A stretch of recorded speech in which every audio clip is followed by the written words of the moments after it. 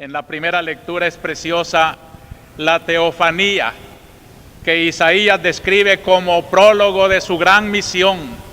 Es incomparable la descripción que nos hace de la majestad de Dios. Compara con la muerte de un rey. Qué frágiles son los reyes. El año de la muerte del rey Osías, vi al Señor sentado sobre un trono alto y excelso.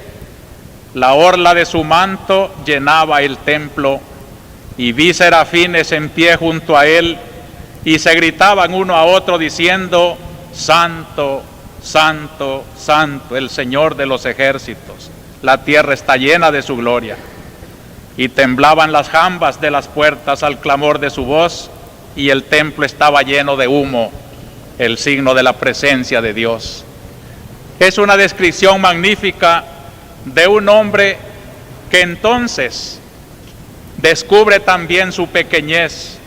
Ay de mí, que soy un hombre de labios impuros, soy un pecador. Ante la majestad de Dios, el hombre que se encuentra con él siente su pequeñez, su limitación. Y lo mismo podíamos decir de la segunda lectura de San Pablo. Cuenta cómo Cristo, en la gloria de su resurrección, se aparece a los apóstoles, y al último, como a un aborto, una expresión para decir como algo repugnante, como el que no merece para nada el amor porque fui un perseguidor, se me aparece también a mí. No importan los pecados, lo que importa es buscar sinceramente a Dios. Y Pablo, aún persiguiendo a los cristianos, creía estar sirviendo al verdadero Dios. Y se le aparece el Señor, y por la gracia de Él soy lo que soy. En mí su gracia no quedó de balde. Ven lo que es el encuentro del hombre con Dios.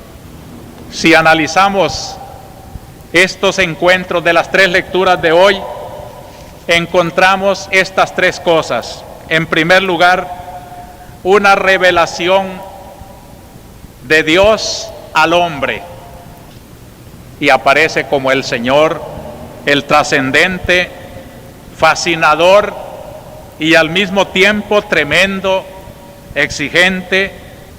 En Jesús, el poder suavizado por su encarnación, pero manifestado siempre como poder de Dios, y desabrochándose en gloria infinita en su resurrección.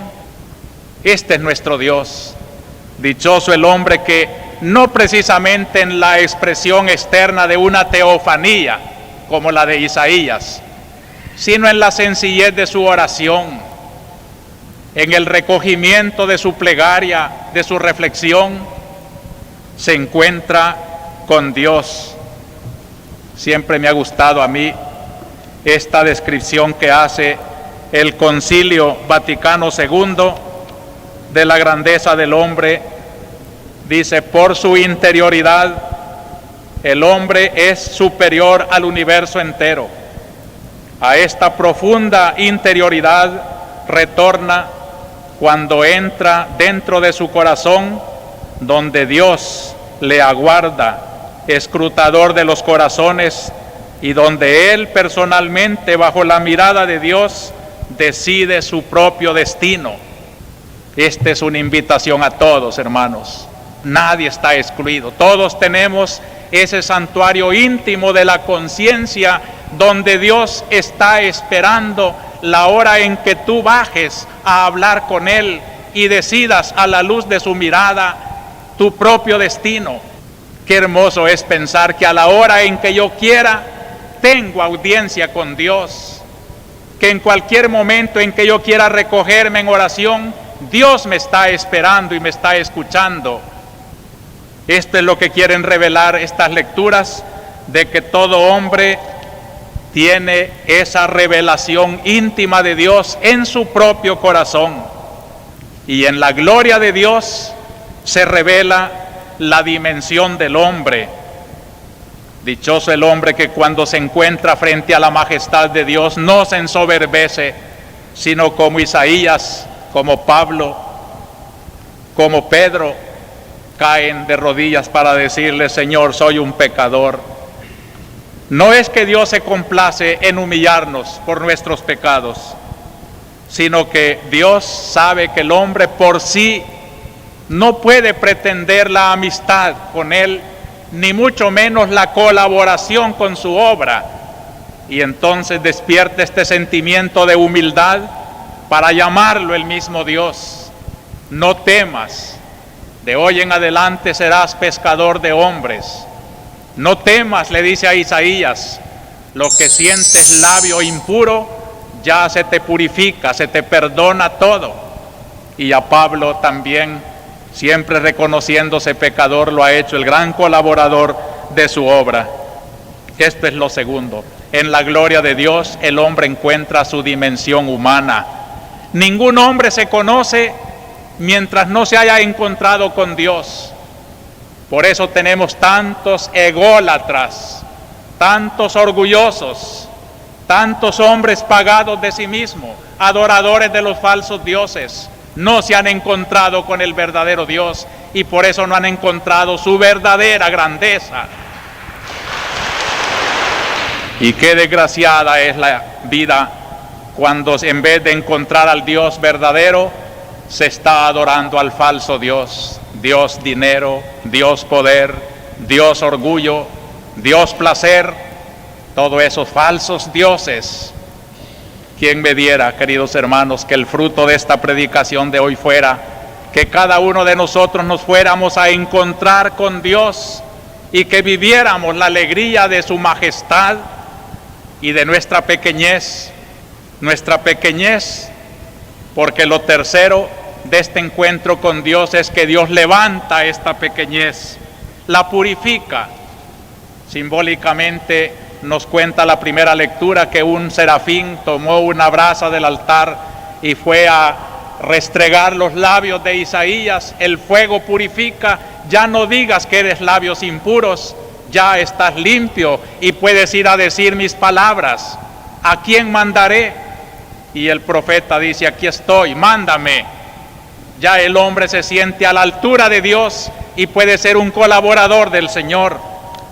Lo mismo en la segunda lectura, cuando San Pablo se alegra de todo lo que ha hecho, pero por la gracia de Dios que está en mí, Dios conmigo, no yo, no era capaz yo de hacer esta obra, sino Dios conmigo.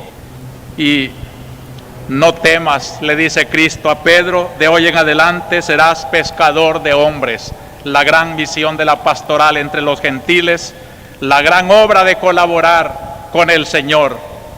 Por eso les decía, hermanos, que en esta mañana nosotros podemos encontrar el mejor horizonte para la salida de la crisis del país. Dios revela al hombre el proyecto de la liberación auténtica. En el Evangelio, Jesús es siempre la revelación de Dios. Es pintoresco el pasaje que hoy se nos ha leído, cuando dice que sentado en una barca enseñaba. Los intérpretes han entendido que la barca de Simón, el primer papa, es la iglesia, y desde esa iglesia Cristo sigue enseñando. Cristo ha traído la revelación del Padre. Cristo ha traído el proyecto de Dios sobre todos los países del mundo. Solo Cristo conoce el secreto profundo de todas las políticas y de todos los organismos. Solo Cristo conoce por dónde pueden encontrar salida todos los problemas y todas las crisis. Dichoso el hombre, pues, que en su reflexión se acerca a Cristo para preguntarle: ¿cuál es, Señor, tu proyecto? San Pablo, en la segunda lectura de hoy, nos ha resumido lo que Cristo debía de enseñar en aquella barca y lo que luego les dijo a los apóstoles que fueran enseñando por todas partes. Os recuerdo el evangelio que os proclamé y que vosotros aceptasteis, y en el que estáis fundados, y que os está salvando, si es que conserváis el evangelio que os proclamé. De lo contrario se ha malogrado vuestra adhesión a la fe. Es una verdad que ha venido de Dios y que el hombre tiene que cuidar como una reliquia sagrada.